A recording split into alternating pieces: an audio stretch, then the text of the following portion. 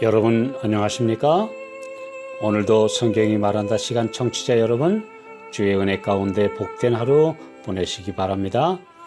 오늘 다니엘 강의 시간에는 다니엘 4장의 결론인 7번째 강의인데요. 이 땅에 보내신 세 번째 메시지라는 주제입니다.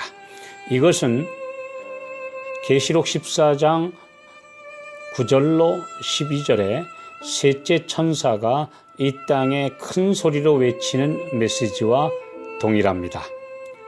요한계시록 14장 9절로 12절, 또 다른 천사 곧 셋째가 그 뒤를 따라 큰 음성으로 가로되 만일 누구든지 짐승과 그의 우상에게 경배하고 이마에나 손에 표를 받으면 그도 하나님의 진노의 포도주를 마시리니 그 진노의 잔에 섞인 것이 없이 부은 포도주라.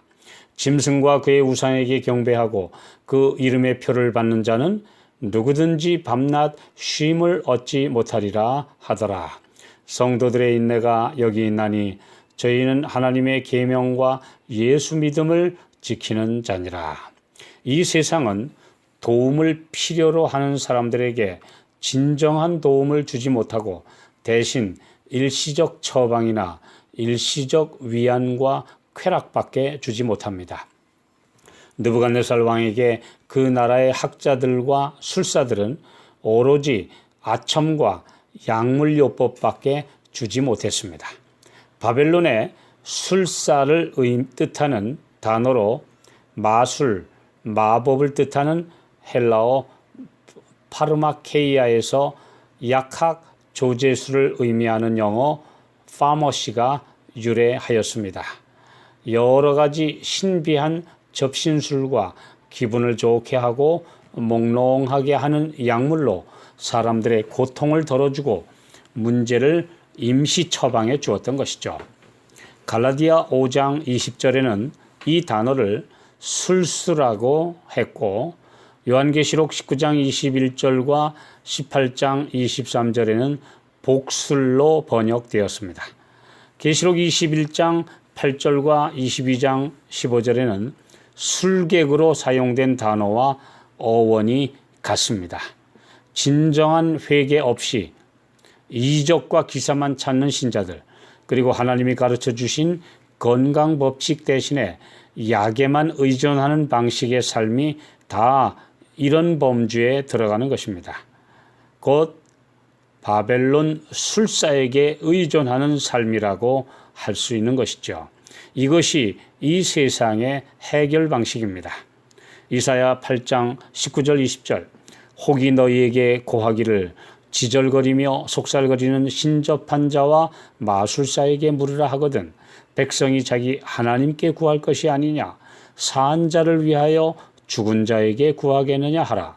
마땅히 율법과 증거의 말씀을 젖을지니 그들의 말하는 바가 이 말씀에 맞지 아니하면 그들이 정령이 아침빛을 보지 못하고. 하나님의 말씀에는 죄에 대한 올바른 처방과 건강에 대한 바른 원칙이 제시되어 있습니다. 모든 문제를 그분께 내어 놓으라고 하십니다. 느부갓네살 왕이 교만으로 짐승 인간이 되었던 것과 같이 이 세상 마지막 시대 사람들에게 짐승표 인간이 되지 않도록 경고하십니다. 마지막 짐승의 표는 짐승을 닮은 사람들에게 제품을 인증하는 마크가 될 것입니다. 전도서 3장 18절, 내가 심중에 이르기를 인생의 일에 대하여 하나님이 저희를 시험하시리니 저희로 자기가 짐승보다 다름이 없는 줄을 깨닫게 하려 하심이라 하였노라. 하나님의 존재를 부인하고 자신이 짐승, 아니 더 거슬러 올라가면 벌레, 아메바에서 진화된 존재라고 생각하는 사람은 아무런 도덕적 가치가 없습니다. 짐승의 후예가 짐승처럼 사는 것은 당연한 일이죠. 단지 일하고 먹고 자식 낳아 기르고 집 짓고 사는 것은 짐승도 하는 일입니다. 하나님이 인간에게 주신 고유한 기능, 이성과 영성이 없으면 동물 세계의 일원에 불과한 것이죠. 진화론의 기본 개념은 정글의 법칙입니다. 적자 생존, 약자 도태 등 무한 경쟁 사회가 바로 오늘날의 사회입니다. 그리스도인은 이런 사회 속에서 똑같이 살아가면 안 됩니다. 저희 중에서 나와서 따로 있으라고 우리를 어두움에서 불러내셨습니다. 바벨론에서 나오라는 그런 하늘의 메시지에는 오늘 우리가 사는 삶이 이 바벨론 문화와 양식에서 벗어나야 한다고 하는 것을 역시 가르쳐주고 계십니다. 그뿐만이 아니라 온 세상을 지배하는 바벨론의 종교, 바벨론 사상에서 오늘 우리가 하늘 백성으로 구별되라는 강력한 경고이기도 합니다.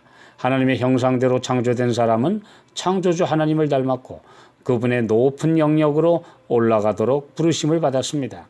그러나 창조주와 관계가 없는 사람은 점점 더 짐승에 가까운 상태로 타락하여 마침내 짐승이 되고 그런 사람이 짐승의 표를 받는 것은 지극히 당연한 것입니다. 하나님께서는 느부갓네살 왕에게 주시는 세 번째 메시지를 통해 온 세상에 보내는 경고와 초청을 함께 보내십니다. 다니엘 2장에서 창조주 하나님을 경배하라는 첫 번째 메시지에 이어 다니엘 3장에서 우상 숭배의 호구에 빠진 왕에게 그리고 강요와 협박, 분위기에 휩쓸려 경배하는 이 세상의 소위 잘난 사람들 앞에서 당당하게 믿음을 증거한 새 젊은 영웅을 통해 바벨론이 무너졌다고 외치신 것입니다. 두 번의 경고를 무시하고 인간의 문화와 영광만을 찬양하며 교만한 마음으로 창조주를 무시할 때 짐승의 수준으로 내려간다는 것을 이 왕의 실제 경험을 통해 확실한 그림으로 보여주신 것입니다. 이 세상 권력은 다니엘과 계시록의 계시에서 짐승 곧 맹수들로 상징되고 있습니다. 그 거대한 맹수가 하나님의 참 백성을 핍박합니다. 계시록 13장 1절로 8절에서 그 7머리들 중 마지막 머리는 성도들을 제일 오랜 기간 가장 많이 핍박하고 죽인 로마 교황권이며 죽게 되었던 상처에서 회복되어 전 세계인들이 다시 따르는 정치와 종교의 1인자가 되었습니다. 이 짐승의 세력이 자신을 경배하도록 만든 가짜 안식일, 가짜 주의 날을 온 세상 사람들이 따르고 있습니다. 그리고 예수님을 닮는 대신 짝퉁 예수를 따르고 닮아갑니다. 결국 짐승의 표가 그들의 손과 이마에 찍히게 될 것입니다.